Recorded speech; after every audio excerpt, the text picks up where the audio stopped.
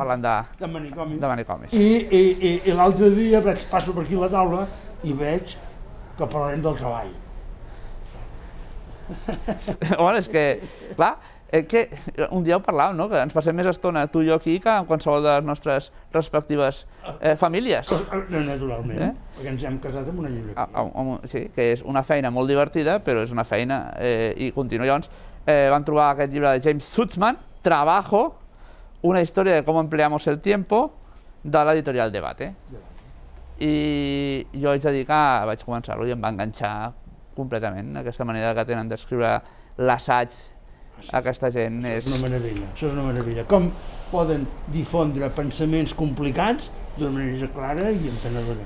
I que va saltant d'una cosa a l'altra. Jo no el trobo un llibre molt endreçat, per exemple. És un llibre que va tirant idees i plantejaments al voltant sempre del treball. Però si comença parlant de les estrelles. Bueno, sí.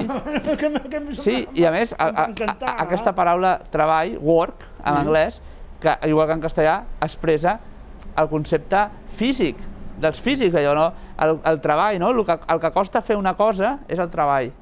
I aleshores el llibre va avançant, amb molts collons, va passant per la història de tot, però tota l'estona estàs enganxat a la lectura, a més del que t'està dient pel plaer de la lectura. Sí, perquè està molt ben escrit.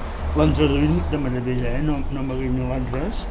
I em va agradar això, perquè al començament dius ara, que ara parlar del treball, i no, mig llibre, ben bé, és d'abans que s'inventés el treball. Perquè el treball és a partir del Neolític. Del Neolític, de l'arribada de l'agricultura i la fixació de les poblacions. Però mig llibre parla d'abans.